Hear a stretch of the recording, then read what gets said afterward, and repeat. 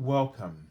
This is Barry Jones from Angelic Wisdom, and we're here for our weekly Ascension Angel Messages for the week of October 21st through the 27th, 2024. So I'd like to begin by thanking everyone for returning to this weekly series and to also welcome anyone who might be new to our Angelic Wisdom community. If you haven't done so already, make sure that you have selected the all notification bell, subscribed, like, dislike, of course, and leave your comments.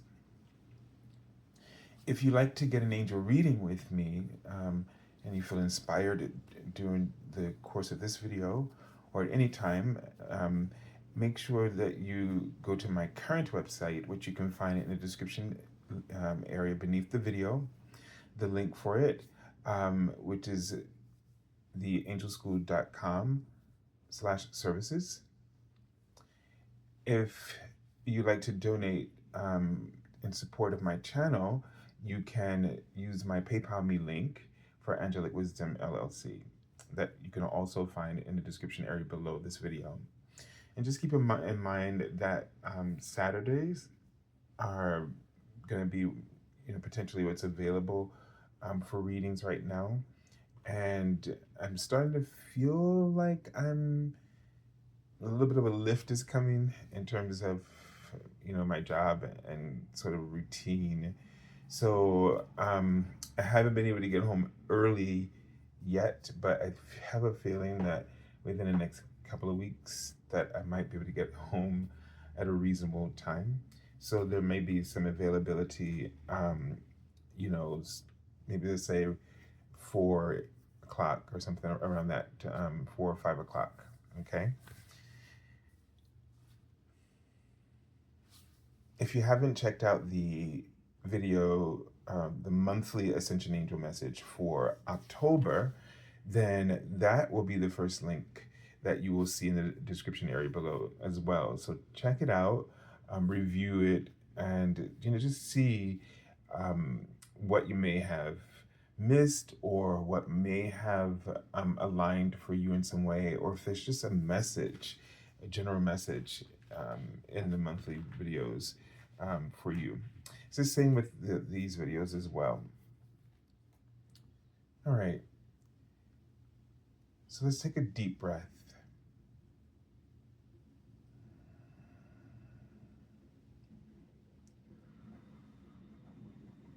And just tuning in to this week's energy for October 21st to the 27th, 2024. Just allow yourself to tune in and tune in into your angels, your angelic team that surrounds you at all times. And they want you to also understand that there is a team of angels waiting for you that are related to specific things that you have need of. So just think of it, the angels, as like a light of inspiration that is available for anything that you need. And certain angelic presences are the writing sages in specific areas of your life. And so if you ever need assistance for a particular thing in your life, and it doesn't matter what it is, it could be to help you find a parking space. It could be to help you find the right person for your taxes, right? There is an angel of inspiration for every need, or a group of angels that work with us continuously. And it's almost like they flow in and out according to the circumstances in the situations that are about to unfold or that you are already experiencing. And they just move in and out and come forward. And the thing is that they're giving me a sense that no one is really aware or asking in all of those moments of transition and experience. But they're always, your angels, trying to send you messages as in feelings, as in thoughts and ideas, as in, for some of us, visions that might come in daydreams, or it may feel like you're imagining something. It also may come as um, smells, or you might see signs. And signs can be, for me, I notice it's like things keep happening, it's sort of a synchronicity. So, especially patterns. So if you see if you're like, for me, when I'm crossing, because I live in a city, right, and I'm always walking. That's how I travel, mostly, and walking and catching a bus. And so when I do the crosswalks, I'll notice that the let's say if it'll be, go go go stop, and then I go to this place and I stay there, and I'm not counting. I come out and it'll be stop, go go go go, and those are signs that they, because I was getting a lot of things like this. Like one time I bumped into 5 people that I did not know. I just noticed them coming out of um, stores as I was walking down the street, and a bird crossed at this um, triangle kind of park and over my head, and I realized, like, oh, we just made like a, like an X, at that point. I go into the bank, I come out, the bird does it at the exact same spot, and those 5 people, which is highly unusual in New York City, in the reverse order, this all happens. I see them again, and the same in the reverse order. And so things like this are often signs that when I asked, they said synchronicity is a sign of alignment. So the universe is just letting you know that you're in alignment with who you are and what your purpose is in that moment. And there are moments that we don't pay attention to that do not seem to ever have a purpose, because we're always focused on a purpose that we feel is important, or one that we're waiting for, or one that we think we don't know the answer to. And so we discredit, and that's really what they're saying. We discredit all the moments in between while waiting for a purpose to be fulfilled, or waiting for a purpose to be not addressed, but that could be one too, but waiting for a purpose to become clear. But they want you to know that every breath, every interaction, every synchronistic moment, well, everything is really synchronistic. When you notice, that's when you are noticing the synchronicity, but it's always there. There's a lot of patterns, a lot of alignment that's always happening. You just don't notice. Why? Because you choose to live in a particular moment, usually in the future, or in the past. And what do we mean by that? Well, you're still, holding on to something that happened. And so all the moments of the present just are not in your awareness, because you're stuck on something that happened 20 years ago, or something that happened yesterday, or something somebody just did to you. Or you're stuck in the future where you're waiting for your purpose, or you have this goal and you're worried that it won't get done, and so you don't see the natural alignment or synchronicity that is always you, really meaning that you're always a part of. And when you learn to accept that you're always where you're supposed to be, there are no accidents, there's no way for you to get it wrong. And even though you have free will and choice to choose, that is all a part of it too. It's the what we when we say something is random or coincidental or fated or whatever, the variations might be of how we try to, how do we say, make sense of time, linear time, space, reality. No matter whether you feel it's fated or free will, it is still all synchronized. Everything will respond to you according to who you are being, and meaning how, according to how present you are in each moment. That's the law of attraction in essence, and the calibration of it is always in sync, perfectly in sync with who you are choosing to be. Maybe this sense of destined or fated is when you really know that you are lining up with the choices that your soul made before coming here. And also when you know that you're in alignment with decisions that you've made through your free will.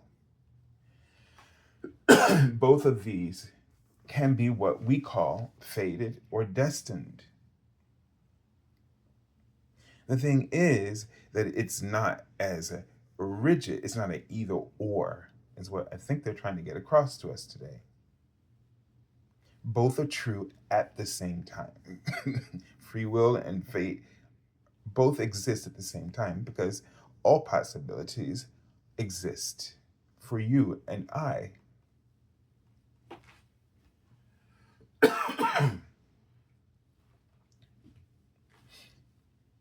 And we have trouble accepting, says my cough. We have trouble accepting that. And that is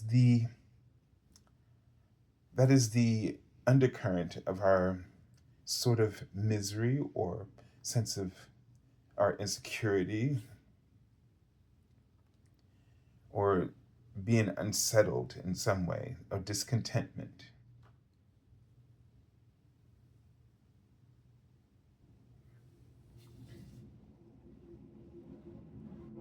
So this is interesting, right? And so then what is the choice that we're left with? The choice that we're left with is to be as present as we can, to be as deliberately involved in the choices that are, like every one of them, opportunity. They're opportunities for us to start really expanding our awareness, expanding our truth, grounding that truth, inviting those possibilities into ourselves and into our lives, into our reality, so that we feel as though we're in sync, in alignment. And that brings us closer to the awareness of the angelic presences, the muses of light.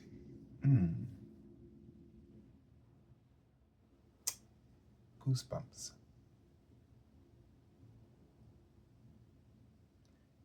these muses of light, the angelic presences, can then be more coherent in our consciousness, as if it's all one source of light.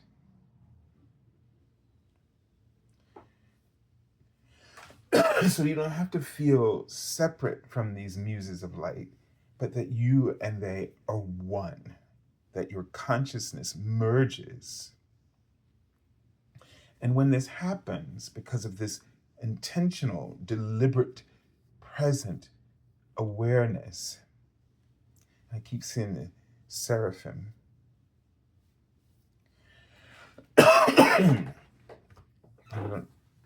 That the various seraphims will be able to touch you with the will of the source. And what they mean by this is they write the word design in front of me. That they will be able to touch you with the design, the blueprint, the light codes. That's what the design is. These light codes, the design, this is the muse of understanding, of enlightenment, that will bring you even synchronize your life and events so that not only do you feel inspired, but there's also a deep connection of meaning.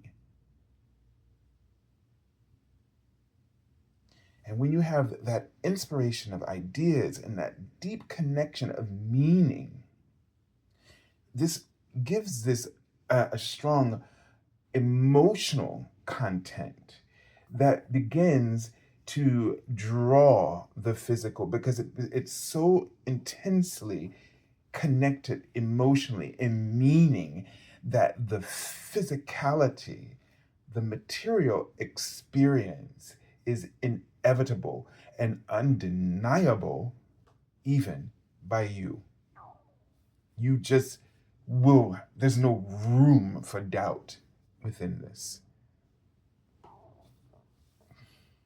Okay? So this is something that we really are going to be processing in this week. The messages that will be coming through you in a variety of ways, your body. So they want you to not interpret the good versus the bad. What they want you to interpret them as are messages. Messages that are assisting you in finding the right calibration with yourself. Messages that are helping you, provoking and expanding greater awareness of consciousness living. Don't be afraid of what we have come to call the negative. If you could just think of them scientifically, like when you think about, the positive and the negatives, and they come together and the charge, right? Just think of it scientifically. Because every other thought they're writing is excessive and creates this huge ego fantasy, which we've been living in. The drama of this we've been living in for eons and eons and eons and eons of time. And it is these basic principles of spiritual law that we need now to reconcile. We need to stop creating monsters and monsters, and because this is war between the light and the dark, the the the the good angels and the bad angels. It's just positive and negative charges that spark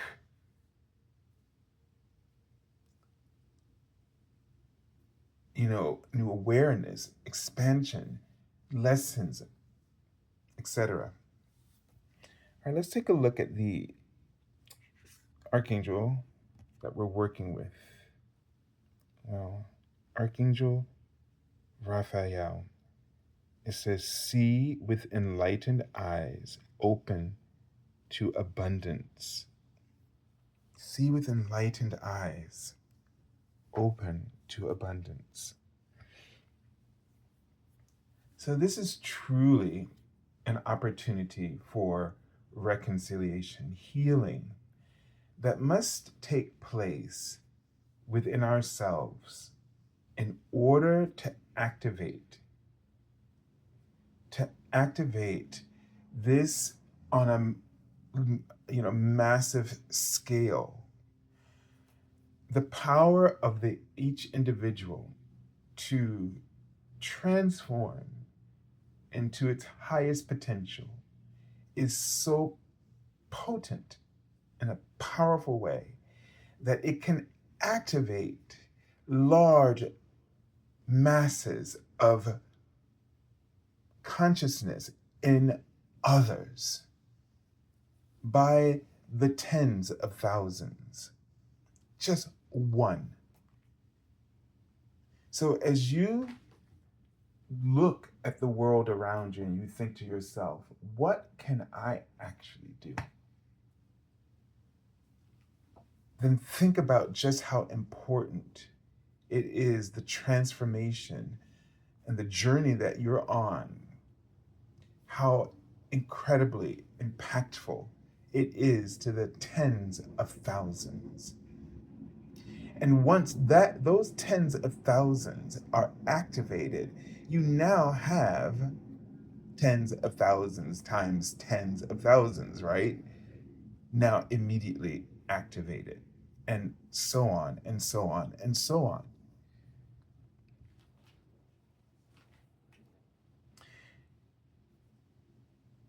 This fits right in with the healing that they told me would be coming through, which is a ninth dimensional quantum healing. And it's at this conscious level, this self awareness, this fully living in the present, living in the authenticness of your own light with presence of mind as near as possible as you are able. This is not something that can be achieved through effort. It can only be achieved through compassion, by lightly being aware when you are not, and gently drawing yourself into the moment that you are within, with kindness and compassion and gentleness. So you might want to simply, I can't remember the exercise that it fell out of I bought these calming charts for my classroom, and I put some of them up, but I haven't been trying to figure out how I could work with them. And one of them fell out. And it was the one where someone will tell you to just, it's kind of help you to calm down. And so you'll look at, it's like 5 steps, first, I think it's like whatever you see around you, just name 5 things you can see, 5 things you can smell. You go through the 5 senses basically. And that usually helps people to get out of the craze of the drama that their ego, the illusion of the ego that the ego has created, and helps to soothe their anxiety. This can help you to bring your five senses back into the present moment. As if when you realize when you do it that your five senses are somewhere else. Like, because when we go back into the past and we keep, feeling that situation that happened, you are visually recreating that whole thing, and usually inaccurately, because the ego has gotten involved and festered in it, and that's the only reason why you can't let it go. That's because it's got you entangled, right? It's like a vine that's wrapped around you and you're stuck and you're struggling to get out of it. And the more you struggle, the more intensely the whole situation feels as though it's happening to you or worth your time to keep reliving it, right? And so you can smell, taste, feel, touch, etc., see the whole thing. And then your life in the present is completely colored by this, and it keeps drawing, like it's like a succubus just keeps drawing the life out of your present and drawing you back into this, so you're trapped there. Or if it's the future, when you get the anxiety, you're worried. So bringing your senses back into the present awareness, when you just notice, okay, there's, I see that, I see that, I see that, I see that, I see that, I smell that, I smell that, I smell that, I smell that, I smell that, I feel that, I feel that, I feel that, I feel that, I feel that, you know, and so on. I can touch that, I can touch that, I can touch that, I can touch that, I can touch that. I don't know what the other ones were, but this is the idea. And you can just go on and create other thoughts that come to your mind. Anything you come up with beyond that, um, you know, I could do that. I could do that. Looking at what's around you, I could do that. I could do that. All of that breaks your habit without fighting it. Because when you fight it, it tightens. When you basically shift your attention away to something else, like this exercise is doing for you, you automatically become free, because wherever you focus is what increases. You are the one that is in charge of where your attention goes. You are the one who frees yourself to live in each moment, or you imprison yourself to relive or to worry about something that hasn't happened yet. And this is the foundation of abundance. The foundation of abundance is being present in the moment. You don't have to worry about being something. Just be what you can be in the moment. That's acceptance. And another part of acceptance is being able to accept the past or the future that you cannot, like the serenity prayer. Being able to accept the past. And the way to truly accept the past is to retell the narrative in a way that, in a voice of understanding, in a voice of compassion, in a voice that is seeking peace. When I did that this summer, within a matter of days, maybe a week, but within a matter of days, I knew my life was about to change. And it did.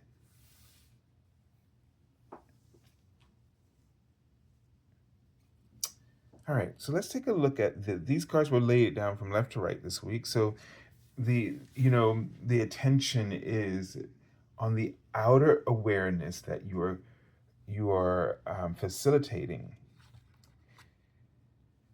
The Fool card.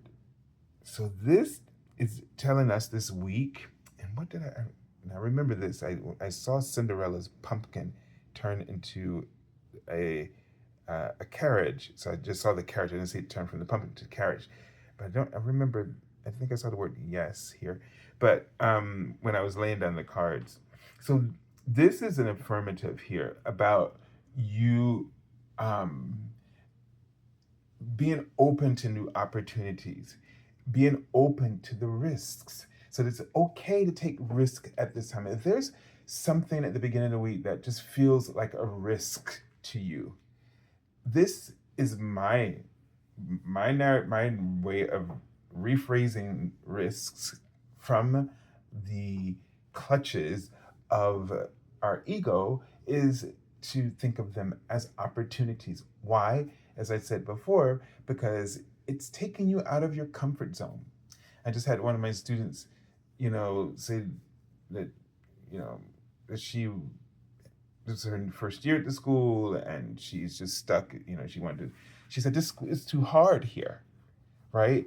That's her saying, this is too risky. This is like a risk. She doesn't see it as an opportunity. I said, well, that's good. If this school is harder, that means that you're in a really good place where you're going to get the opportunities that you need to help you fulfill whatever goals you want to achieve in life. You're going to be learning, and it's stretching you. And we've gotten used to comforts. So in the fast food era, that's prevailed for quite some many decades now, have you noticed that we just became more it's almost like this system that we live in, the consumer system, makes us comfortable with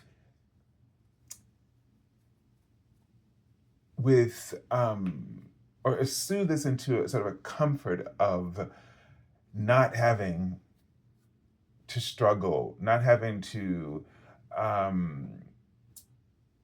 not having to have to exert ourselves in any way. And challenges, like I said before, if you gotta look at this scientifically, you gotta neutralize negative positive. If you keep looking at your life and this was horrible and this was great, then what that does, it throws you in extremes and you can't see, first of all, the middle, and what's in between, and that it's a path moving from that to the other. There's a path. And when you move through the process, they're no longer extremes. It's just variation, variety. It's the ability it's progress. One that shows us progress and one that shows us when we are digressing, so that we have an opportunity within that present awareness to shift in a direction that's towards progress. So she doesn't realize that she's in a situation now of progress and that her life, she's landed within that progress, but not accepting it. we have to talk to you about this because many people are waiting for the abundance to drop without progress or digress, right? They're both the same. Because why? You will grow either way.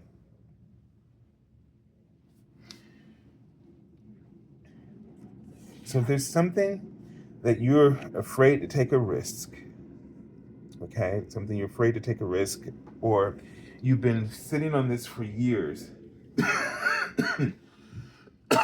and you're just you're in that same spot. The only way to really have a dramatic shift is to really start encroaching upon the area that you've been afraid to go beyond your comfort zone, to start encroaching upon it. Get in there, get dirty, and let it mix you up. Even if it's going to be a little challenging, even if it's going to be some losses, there are going to be plenty of gains.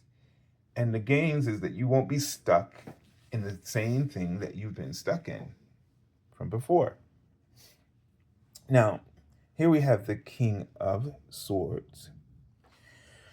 And I'm not quite sure why the Cinderella, but it's like the fairy godmother granted her wish, right? She granted her, she granted her, in my opinion, because I'm not a literature person, but to me, she granted her an opportunity.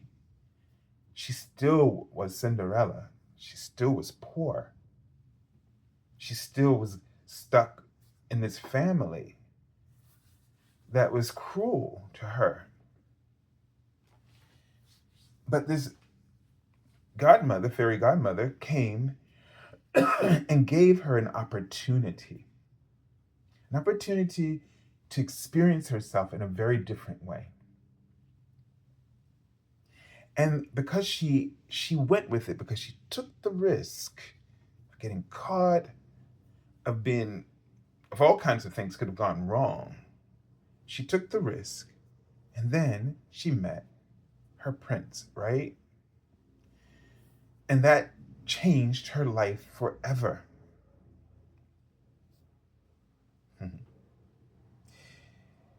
So here we have the King of Swords. And for me, he represents that sort of, he's very, I see him as the second justice in the tarot, and in a sense of balance, right? Fairness, things coming, order being restored. So as you take this risk may seem messy, it might be messy, but it is the way for order to be restored, and they write in your life they write lifelong. This is just going to establish some kind of pattern of progress that will be lifelong from here on out. Doesn't mean the challenges and stuff, remember what we said earlier, all of this is synchronistic. But I can tell you this from the experience I've been having, that is like, I'm still on spiritual morphing. So I think I have to accept that this is the huge change. The job and all of that and the financial support is a whole nother thing. But the huge change is the spiritual morphing thing. I am not freaking out. I used to spend a lot of time and energy freaking out about things in the past and in the future. And that's not happening. Once I went through my past and I retold the narrative of my past with compassion and kindness towards myself and everyone else, because the crux of my understanding was that it was all for me, the way everything happened to me. And there were some things that were not good that happened to me. But that's just the point. None of it, without any of it, I would not be able to be who I am in this moment with you. All right, let's take a look at the card. And here comes our Four of Pentacles again, right? And, every time I see this card, I know there's something different about this card. I kind of remember what I said, but I can't right in this moment. So this card is giving me a sense of you this story, that things, you're safe. You're in the end, you're going to be in a secure place than you ever were before. That you will have more resources available to you. And it's like you won't really need it all, but you'll have it at your disposal.